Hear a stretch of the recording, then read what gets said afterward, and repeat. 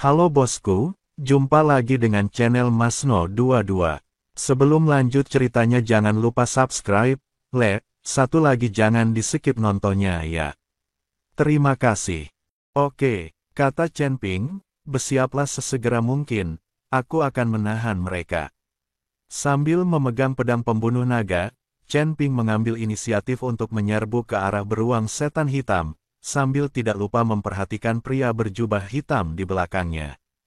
Dia tahu bahwa dia harus membeli cukup waktu untuk humasi. Melihat Chen Ping berani menyerang, beruang iblis hitam menjadi semakin marah. Ia meraung dan mengayunkan cakarnya yang besar ke arah Chen Ping. Chen Ping menghindar dengan lincah dan terus-menerus mengganggu beruang setan hitam dengan energi pedang untuk menarik perhatiannya. Pria berjubah hitam itu juga menyusul. Ketika melihat beruang iblis hitam, secerca ketakutan melintas di matanya, tetapi ia tetap bergabung dalam pertempuran tanpa ragu dan menyerang Chen Ping. Untuk sesaat, Chen Ping terjebak dalam situasi di mana ia diserang dari kedua sisi. Ia harus menghadapi serangan ganas beruang iblis hitam, dan waspada terhadap serangan diam-diam pria berjubah hitam. Situasinya sangat berbahaya, namun, ia sama sekali tidak panik. Dengan ilmu pedangnya yang luar biasa dan gerakan tubuhnya yang lincah, ia bermanuver di antara beruang raksasa dan pria berjubah hitam, dan tak pernah membiarkan mereka mendekati Humasi. Humasi memanfaatkan waktu dan segera menghunus jimatnya. Dia memusatkan perhatiannya dan menuangkan seluruh energi spiritualnya ke dalam jimat itu, dengan butiran-butiran keringat muncul di dahinya. Seiring berjalannya waktu, energi spiritual Chen Ping semakin terkuras, dan ia perlahan-lahan tidak mampu mengatasinya. Serangan beruang iblis hitam semakin ganas, dan kerjasama pria berjubah hitam itu semakin diam-diam. Ia sudah memiliki beberapa luka di tubuhnya. Meskipun tidak serius, luka-luka itu juga memengaruhi pergerakannya. Apakah kamu hampir siap? Chen Ping berteriak keras dan nyaris menghindari telapak tangan beruang iblis hitam.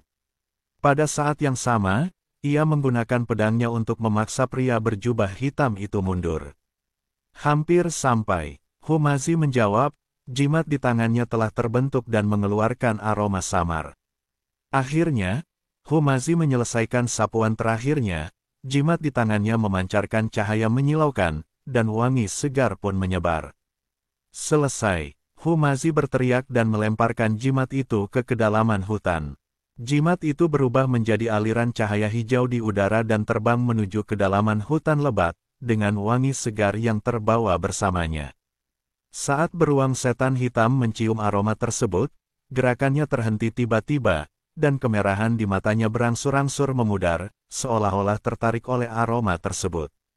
Ia ragu-ragu sejenak, dan akhirnya menyerang Chen Ping, berbalik dan mengejar ke arah jimat itu terbang. Sangat bagus. Chen Ping menghela napas lega, akhirnya berhasil menyingkirkan masalah besar beruang setan hitam. Namun dia tidak lengah, karena lelaki berjubah hitam itu masih mengejarnya dengan ketat. Ayo pergi. Chen Ping menangkap Humasi dan melarikan diri ke kedalaman hutan lagi. Lelaki berjubah hitam itu menatap punggung beruang iblis hitam yang menjauh, lalu menatap Chen Ping dan Humasi yang melarikan diri jauh, dan sekilas keraguan terpancar di matanya.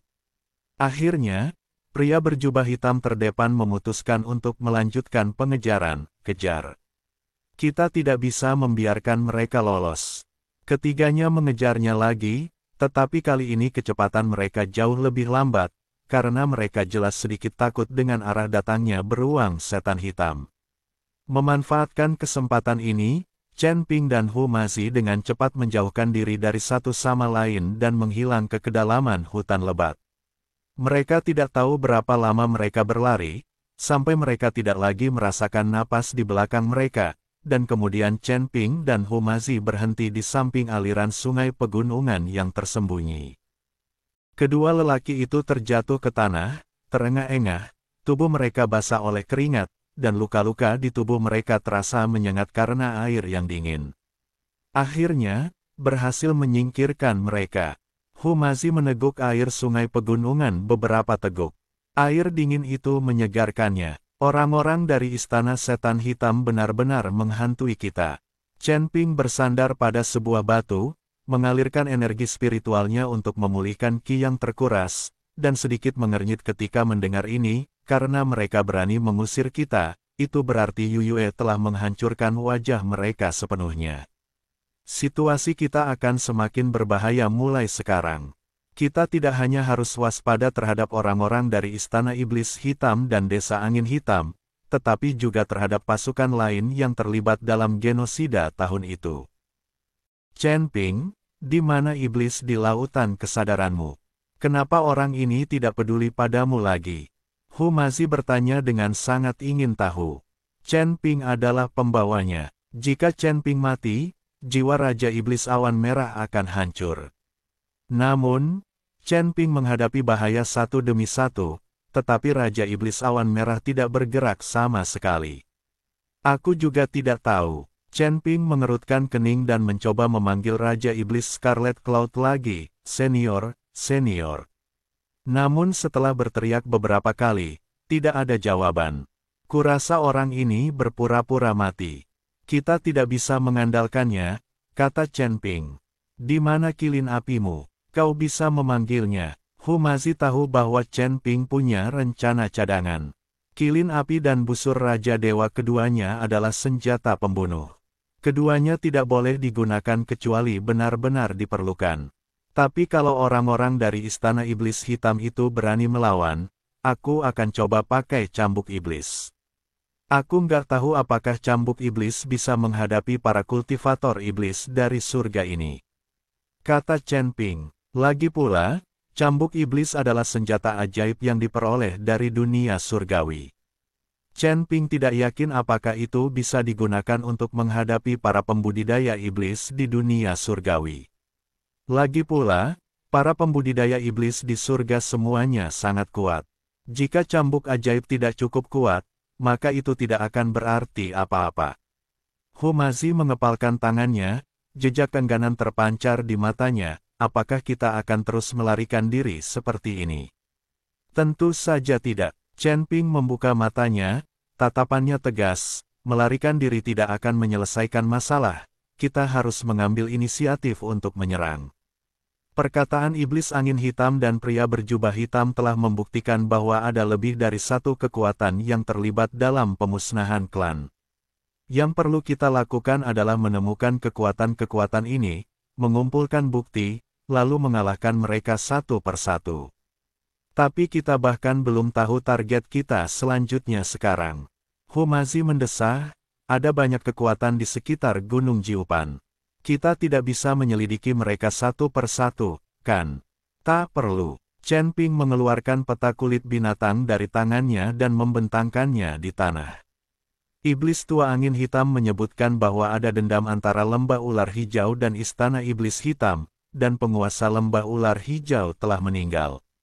Mungkin kita bisa mulai dengan pasukan lembah ular hijau yang tersisa dan mencari tahu kabar dari pasukan lain. Dia menunjuk ke sebuah tanda di sebelah lembah ular hijau pada peta dan berkata, ada sekte Cilian di sini, yang konon berasal dari garis keturunan iblis ular yang sama dengan lembah ular hijau dan memiliki hubungan dekat dengan mereka. Master lembah ular hijau terbunuh, dan sekte ular merah tidak bisa hanya berdiam diri. Kita bisa pergi ke sana dan melihat-lihat, mungkin kita bisa menemukan petunjuk.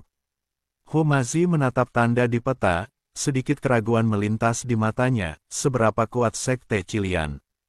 Kondisi kita saat ini, konon, pemimpin sekte ular merah juga seorang kultivator tingkat 3 di alam abadi bumi, tapi dia seharusnya tidak sehebat penguasa iblis angin hitam.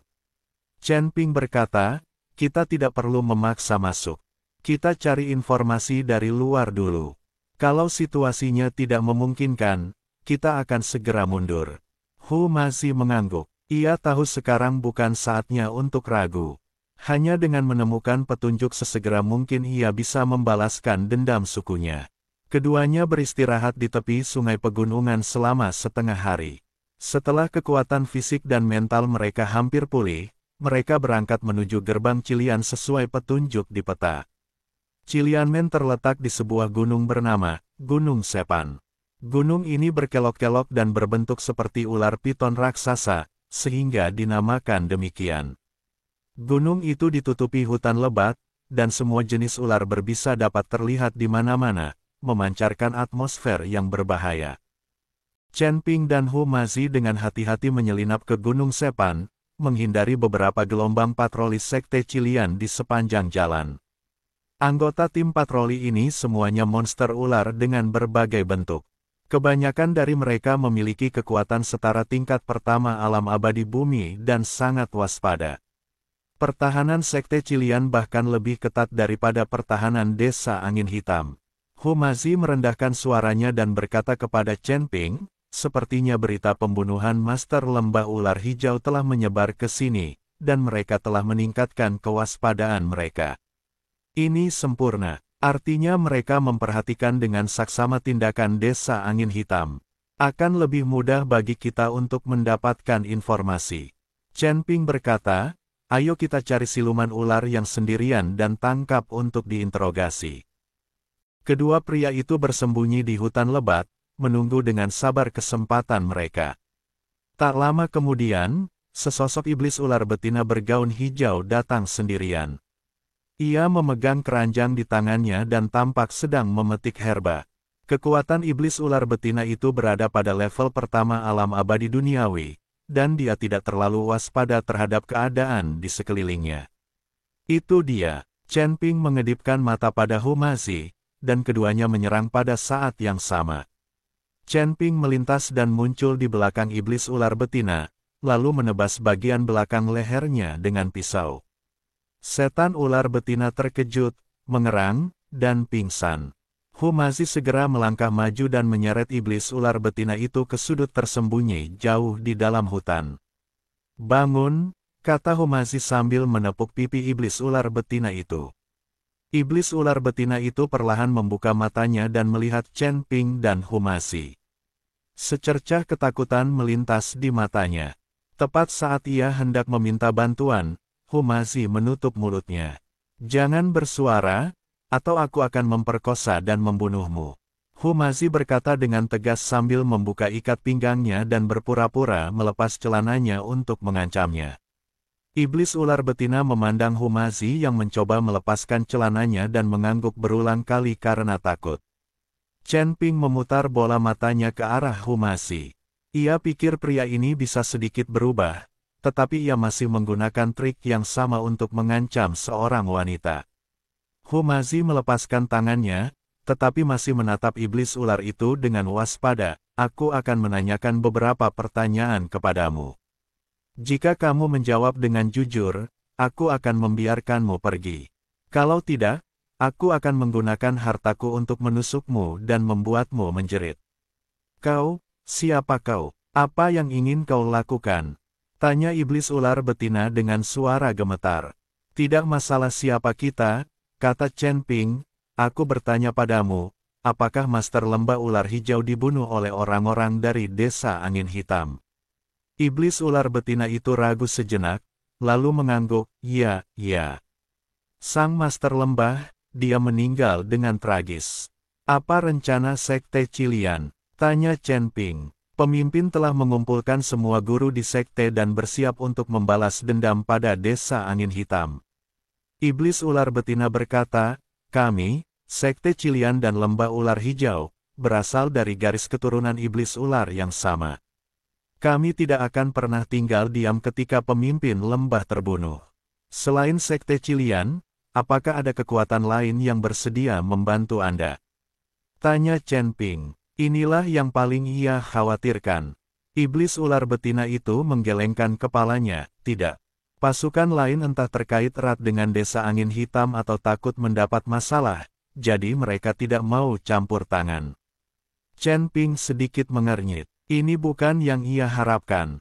Mungkinkah satu-satunya kekuatan yang berpartisipasi dalam genosida adalah Istana Setan Hitam dan Desa Angin Hitam? "Lalu tahukah kamu bahwa keluarga Hu telah punah 2800 tahun yang lalu?"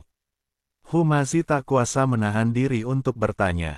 Iblis ular betina tertegun sejenak dan menggelengkan kepalanya. "Aku tidak tahu apa itu keluarga Hu."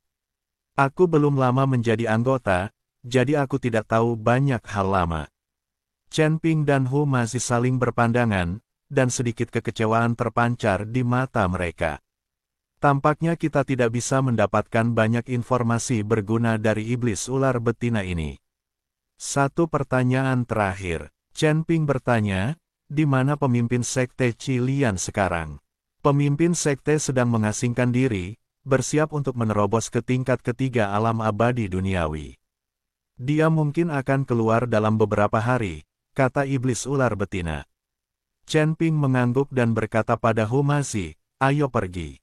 Humazi ragu-ragu, biarkan saja dia pergi seperti ini. Melihat postur wanita itu, Humazi sudah lama tidak bermain dengan wanita. Semua wanitanya tertinggal di surga ketiga. Setelah mencapai surga keempat, Humazi belum menemukan seorang wanita pun. Apa lagi yang kau inginkan? Tanya Chen Ping. Bagaimana kalau aku tusuk kamu 2 kali? Kata Humazi. Lepaskan dia, kata Chen Ping. Membunuhnya hanya akan membuat musuh waspada, yang akan menghambat upaya kita mengumpulkan informasi. Bagaimana jika aku lebih lembut? Humazi menolak menyerah. Lepaskan dia, atau aku akan berhenti peduli padamu. Chen Ping berpura-pura pergi. Humazi mengangguk tak berdaya, memukul pingsan iblis ular betina itu, lalu pergi bersama Chen Ping.